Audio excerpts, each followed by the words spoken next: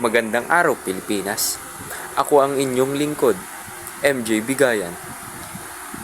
Ito ang programang Tinig ng Pamana. Hatid ng Ronda Balita sa susunod na 10 minuto. Sabay-sabay nating silipin ang kahalagahan ng dalawang pambansang simbolo na nagbibigay buhay sa ating pagkakakilanlan bilang mga Pilipino. Ang pambansang hayop, ang kalabaw, at ang pambansang ibon, ang Philippine Eagle.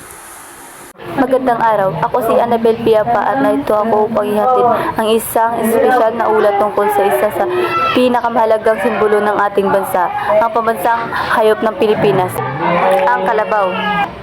Sa tuwing maririnig ang salitang kalabaw, agad natin naiisip ang bukirin at ang walang pagod na pagsusumikap ng mga magsasaka.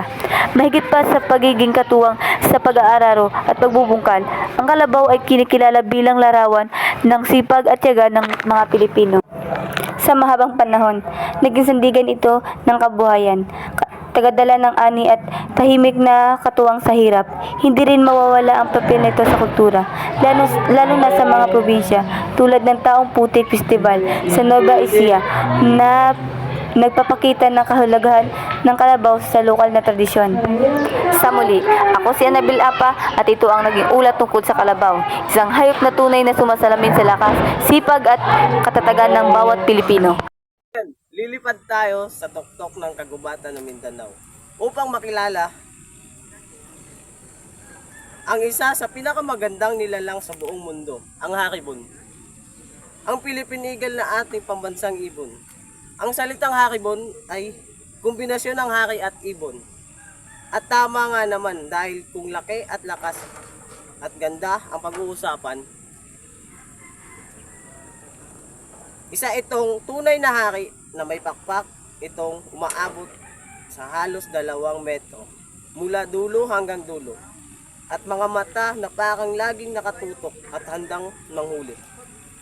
Ngunit higit pa sa anyo neto, ang Philippine Eagle ay simbolo ng pagiging natatangi ng Pilipinas, kagaya ng ating kultura, wika at tradisyon. Ang haribon ay matatagpuan lamang dito sa ating bansa. Wala sa ibang lugar. Iyon ang dahilan bakit mahalaga ito protektahan. Dahil kapag nawala ito, may mawawala ring bahagi ng ating pagkakakilanlan. Sa kasamaang palad, isa ang Philippine Eagle sa mga pinaka-endangered na ibon sa buong mundo. Dahil sa pagputol ng mga kagubatan, pagkawala ng tirahan ng mga ngaso, unti-unti silang nababawasan. Ngunit salamat sa mga conservation project tulad ng Philippine Eagle Foundation, patuloy itong pinapangalagaan at pinalalago ang populasyon. Ang haribon ay hindi lamang ibon, isa itong paalala na ang Pilipinas ay tahanan ng mga kakaibang nilalang at nasa atin ang kamay, ang kanilang kinabukasan. Unang banat para kay Joshua. Joshua Sario. Kung ating iisipin, magkaiba ang mundo ng kalabaw at ang haribon. Ang isa naman ay nasa lupa, nasa bukirin at lupa. Ang isa naman ay lumilipad ng matayog na puno. Ngunit bakit sila ang napiling pambansang simbolo? Dahil pareho nilang kinakatawan ang dalawang mahalagang katangian ng bawat Pilipino. Ang kalabaw, sipag at tiyaga at determinasyon. Ang Philippine Eagle, taas noo, tapang at pagiging natatangi. Ang isa ay malapit sa lupa, ang isa ay mataas ang lipad, pero pareho sila nagbibigay aral sa atin. Itinuturo ng kalabaw ang tunay na tagumpay at galing, sipag at pagod.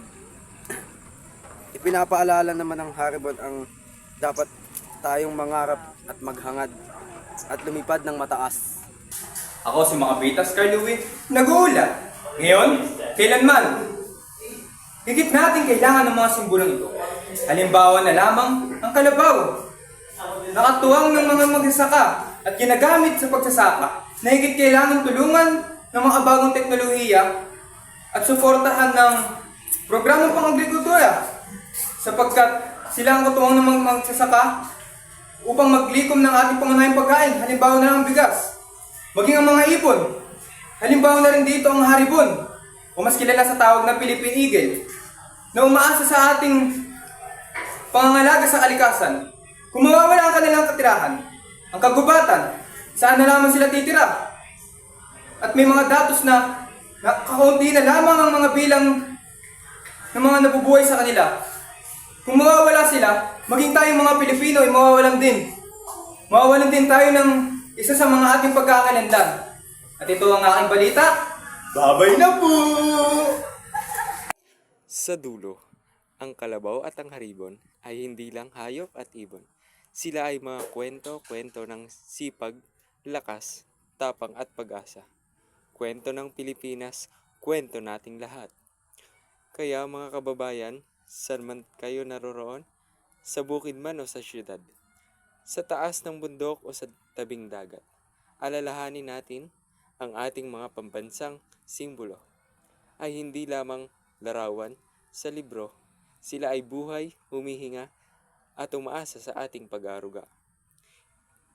Ito ang tinig ng pamana, ako ang inyong tagapagsalita, at ito ang ating munting pagbabalik tanaw sa ating pinagmulan at pagkakakilanlan.